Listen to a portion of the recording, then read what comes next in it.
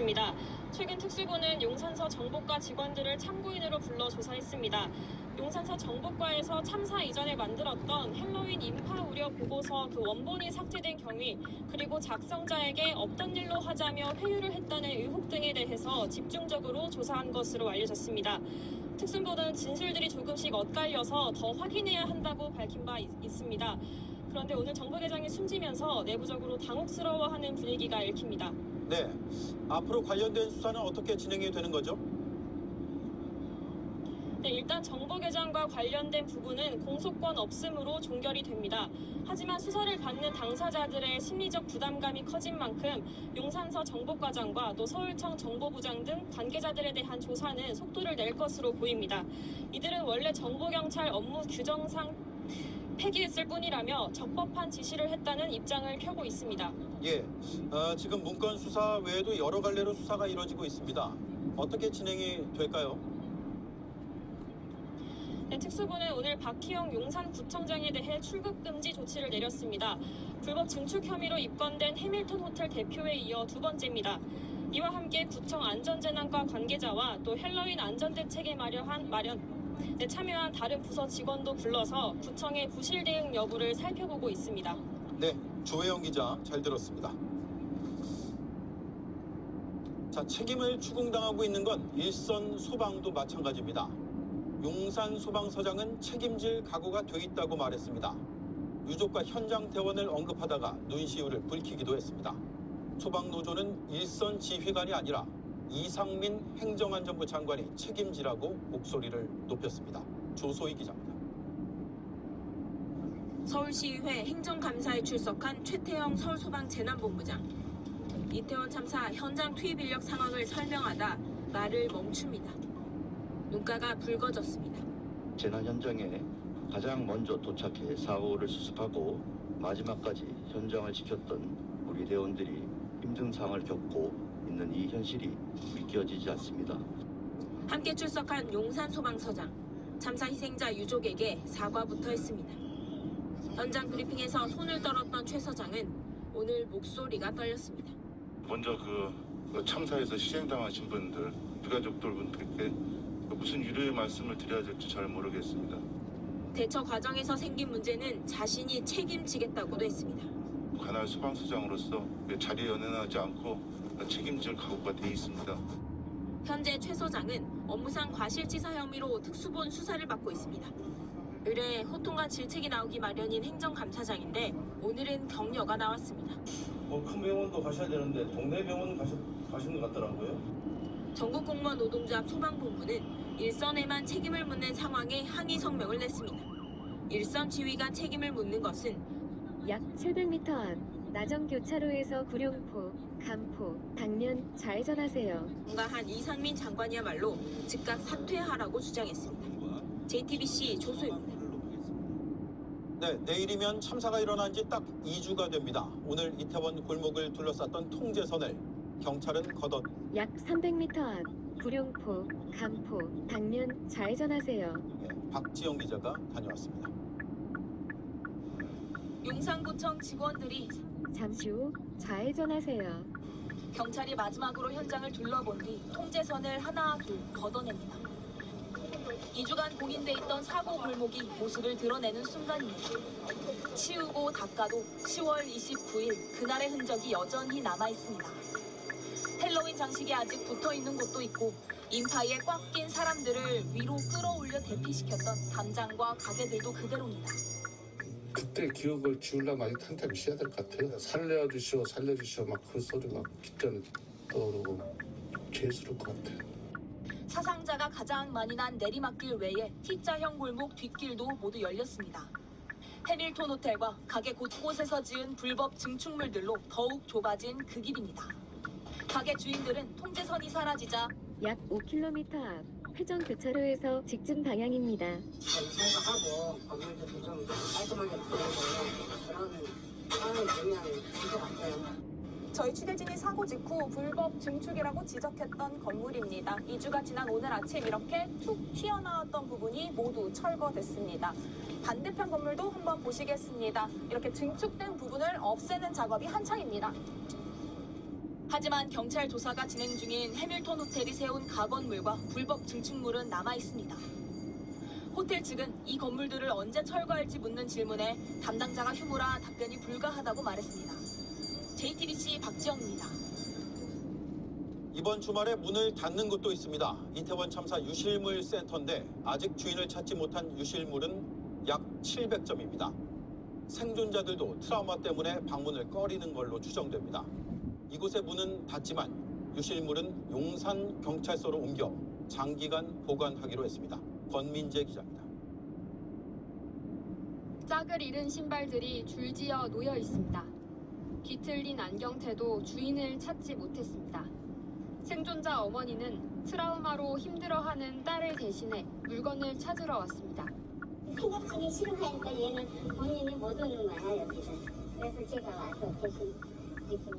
지난 열흘간 희생자 100여 명의 유족이 이곳을 다녀갔습니다. 너무 가슴이 아프니까 이 금을 그대로 받아갖고 퇴거했어요. 혹시 여기에 살아남았는 줄 알고 왔다가 신발 혼자 있는 거 찾아갖고 가셨어요. 혹시라도 유족의 마음이 바뀔지 몰라 폐기 요청된 물건까지 따로 보관하고 있습니다. 1070여 점의 유류품 중 350여 점이 반환됐지만 아직 700여 점은 반환되지 못했습니다. 이번 주 일요일 저녁 유실물 센터는 문을 닫습니다. 이후 남은 물건은 용산경찰서 문석으로 보관하기로 했습니다. 잠시 후 좌회전하세요. 협력 분향소도 내일까지만 운영됩니다. 약 3km 앞 회전교차로에서 왼쪽 11시 방향입니다. 분향소가 철수된다는 소식에 걸음을 서둘러 봅니다. 딸이들이 있는데 그 또리들이거든요. 연장한다 그래서 아우 저 다행이다라는 생각인데 못 오겠더라고. 조금 더 놔뒀으면 좋겠는데. 한편 시민들이 자발적으로 운영하는 이태원역 추모 공간은 당분간 유지될 예정입니다. JTBC 권민재입니다. 대통령실이 MBC 취재진을 전용기에 타지 못하게 한 논란이 오늘도 이어졌습니다. 이런 가운데 윤석열 대통령은 캄보디아에 도착해 동남아 순방을 시작했습니다. 최수영 기자입니다. 윤석열 대통령이 동남아 순방길에 올랐습니다. 한 손자리에서 경질설이 제기된 이상민 행안부 장관의 발을 두드리고 여당 지도부와도 인사를 나눴습니다. 이번 순방은 아세안과 G20, 한미일과 한미 정상회담 등이 예정돼 있습니다. 북한 위협에 대한 공조와 미국 인플레이션 감축법에 대해 논의가 진전될지 주목됩니다. 윤 대통령은 캄보디아 푸놈펜에 도착한 뒤 곧바로 캄보디아, 아세안, 태국 정상과 연쇄 회담을 했습니다. 자유와 평화, 번영을 기반으로 하는 한국판 인도태평양 전략도 발표했습니다. 보편적 가치에 기초한 규칙 기반의 국제 질서를 강화하기 위해 노력할 것입니다. 중국을 견제하는 듯한 메시지도 담겼습니다. 힘에 의한 일방적인 현상 변경은 결코 용인되어서는 안 될 것입니다. 순방은 시작부터 언론 통제 논란에 휩싸였습니다. 대통령실이 MBC 취재진의 전용기 탑승을 제안하면서 해당 기자들은 별도의 민항기를 이용했습니다. 외교부는 MBC를 상대로 비속어 논란 보도에 대해 언론중재위원회에 정정보도를 청구했지만 조정이 불발됐습니다. 윤 대통령은 내일은 아세안과 한중일이 참석하는 아세안 플러스 3 정상회의에 참석합니다. 관심이 주목되는 시진핑 주석과의 첫 대면은 15일 발리에서 열리는 G20 정상회의에서 이뤄질 전망입니다. 캄보디아 푸놈펜에서 JTBC 최시현입니다. 우리 정부가 미국을 통해서 우크라이나에 포탄을 제공할 거라고 미국 언론이 보도했습니다. 국방부는 포탄을 수출하기로 한 건 맞지만 미국이 쓰는 걸로 계약을 한 만큼 우크라이나에 약 400m 앞 시속 60km 고정형 이동식 단속 지점입니다. 미국의 일간지 월스트리트 저널은 현지 시간으로 10일 한국 정부가 미국 정부와 비밀 합의를 맺어 우크라이나군에게 포탄을 제공한다고 밝혔습니다. 미국이 한국으로부터 155mm 곡사포용 포탄 10만 발을 수입해 현지에 전달한다는 계획입니다. 이달 초 미국을 방문한 이종석 국방부 장관이 로이드 오스틴 미국 국방부 장관을 만나서 합의했다고. 사실이라면 우리나라가 미국을 통해서 우크라이나에 우회적으로 살상 무기를 지원하는 셈이 됩니다. 정부는 그동안 우크라이나에 살상 무기를 지원하지 않는다는 방침을 밝혀왔습니다. 대신 의료품과 식량 같은 인도적 물자나 방탄조끼, 방독면 같은 비살상 목적의 군수물자만 보내왔습니다. 논란이 일자 국방부는 사실과 다르다고 반박했습니다. 미국 내 부족해진 탄약 재고를 채우기 위해 협의가 진행 중이지만 수출한 포탄은 미국만 쓸 수 있다고 선을 그었습니다. 미국에 수출했을 뿐 우크라이나에 무기를 지원한 건 아니라고 강조한 겁니다. JTBC 홍지웅입니다. 네, 그런데 국방부의 주장이 맞다고 해도 우크라이나에 대한 우회 지원 논란. 약 700m 앞 오류 교차로에서 포항, 구룡포, 당면 왼쪽 11시 방향입니다. 역시 러시아에 무기를 지원한다는 의심을 받고 있는데 공교롭게도 남과 북이 모두 부인하는 모양새가 됐습니다. 김민관 기자입니다. 푸틴 러시아 대통령은 지난달 갑자기 우리나라를 언급하며 공개 경고를 했습니다. 우리가 우크라이나에 무기와 탄약을 제공하려 한다며 실제로 우크라이나에 무기를 약 300m 앞 포항, 구룡포, 당면 회전 교차로에서 왼쪽 11시 방향입니다. 내놨습니다. 우크라이나에 대해서 그 인도적인 평화적인 지원을 국제사회와 연대해서 해왔고 그 살상 무기라든가 이런 것은 전방에 연석으로 과속 방지턱이 있습니다. 잠시 후 회전 교차로에서 왼쪽 11시 방향입니다. 세 번째 출구입니다. 푸틴 대통령도 이를 염두에 둔 게 아니냐는 분석입니다. 미국 과속 방지턱이 있습니다. 그 부족분을 우리가 채워주는 형태가 되기 때문입니다. 최근 폴란드와 체결한 8조 원 규모 무기 계약도 이 같은 이유로 우회 약 2km 앞 우회전하세요. 한계가 파탄날 가능성을 언급한 푸틴 대통령이 추가 입장을 내놓을지 주목됩니다. 이런 가운데 북한 역시 러시아에 무기를 지원한다는 의혹을 받고 있습니다. Despite the public denials that we've heard from the DPRK, that the DPRK is covertly supplying Russia's war in Ukraine with a significant number of artillery shells. 남북 모두 강하게 부인하고 있지만 결과적으로 우크라이나 전쟁에 모두 관여하는 모양새가 됐다는 분석입니다. JTBC 김민관입니다. 수입 원료 가격이 급등하면서 올겨울 에너지 위기가 올 거란 우려가 큽니다. 그런데 위기 극복의 선두에 서야 할 에너지 공기업 수장에 잇따라 정치인 낙하산 인사가 내정됐습니다. 짜깁기 수준의 지원서를 낸 건 물론 전문성이 부족해서 1차 공모 때 면접에서 탈락했던 최연혜 가스공사 사장 내정자가 대표적입니다. 정은석 기자입니다. 어제 한국가스공사 사장에 내정된 최연혜 전 자유한국당 의원이 낸 직무수행 계획서입니다. 사장 공모 때 지원서와 함께 냈습니다. 어떻게 회사를 운영할 것인지에 대해 안전제일 경영, 소통과 화합, 그리고 미래 주도와 신뢰란 키워드를 내세웠습니다. 그런데 이는 한국가스공사가 지난해 발표한 경영 목표 비전 2030과 거의 같습니다. 짜깁기 수준의 직무 수행 계획서를 낸 최 내정자는 1차 공모 때 전문성을 의심받았습니다. 에너지 산업의 이해가 부족하다는 이유로 면접에서 떨어졌습니다. 그런데 정부가 적임자가 없다며 2차 공모를 했고 최 전 의원이 다시 지원하자 내정된 겁니다. 지난 대선 때 윤석열 캠프에 몸담았던 이력 덕분 아니냐는 지적이 나옵니다. 한국지역난방공사는 정용기 전 자유한국당 의원을 신임 사장으로 선임할 예정입니다. 정 전 의원 역시 에너지 분야 경력은 딱히 없지만 윤석열 캠프 상임 정무특보를 맡았습니다. 한국수력원자력에서 두 번째로 높은 자리인 상임감사에도 과거 한나라당 지역구 사무국장 출신이 차지했습니다. 에너지 값도 많이 올라가고 또 에너지 관련되는 공기업들이 적자가 심화되고 있는 지금 에너지 관련해서 전문성이 없는 CEO가 내정됐다는 것은 걱정이 되고 있습니다. 약 700m 앞 우회전하세요. 비상임 이사처럼 눈에 덜 띄는 자리에는 더 황당한 낙하산 인사들이 임명되고 있습니다. 한국전력은 마치 공천 신청서 같은 자기소개서를 낸 인사를, 또 한국수력원자력은 전력산업 관련 활동으로 안 쓰는 플러그 뽑기를 했다라고 쓴 인사를 뽑았습니다. 계속해서 김도훈 기자입니다. 두 달 전 한국전력 비상임 이사가 된 김모 씨의 자기소개서입니다.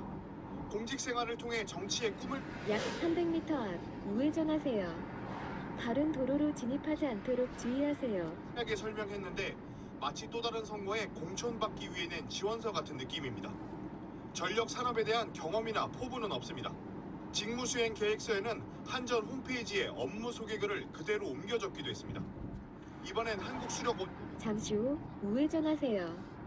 이어서 우회전하세요. 고씨 역시 전력이나 원자력 관련 경력은 없습니다.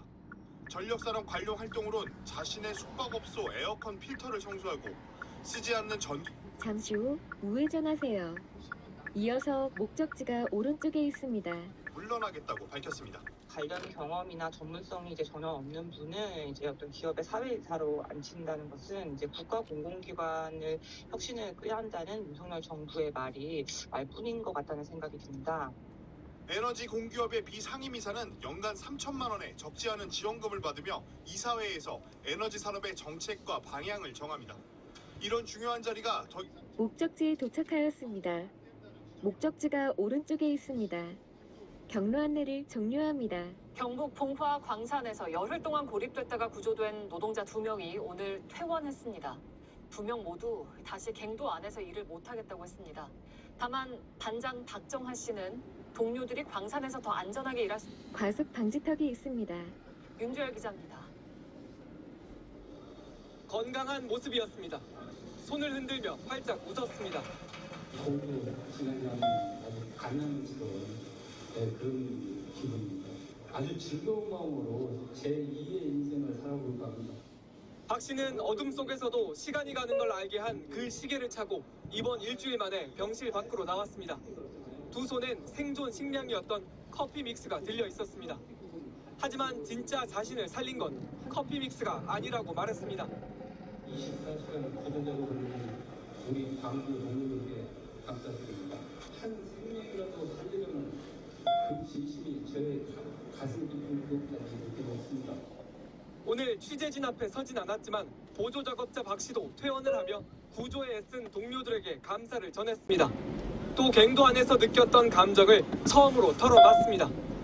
어둠이 밀려오니 정신이 마비되고 발걸음 하나 움직일 수 없을 만큼 무서웠다고 했습니다. 이런 공포를 느꼈던 두 노동자는 몸은 회복했지만 불안은 여전합니다. 신경정신과 치료를 이어갈 예정입니다. 둘 다 다시는 광산 일을 하지 않겠다고 했습니다. 다만 반장 박 씨는 광산 안전을 위한 활동을 하고 싶다고 말했습니다. 안전한 환경에서 일할 수 있도록 그런 것들을 좀 사회공사하고 연계해서 그 활동을 해볼까 하는 그런 생각을 가지고 있습니다.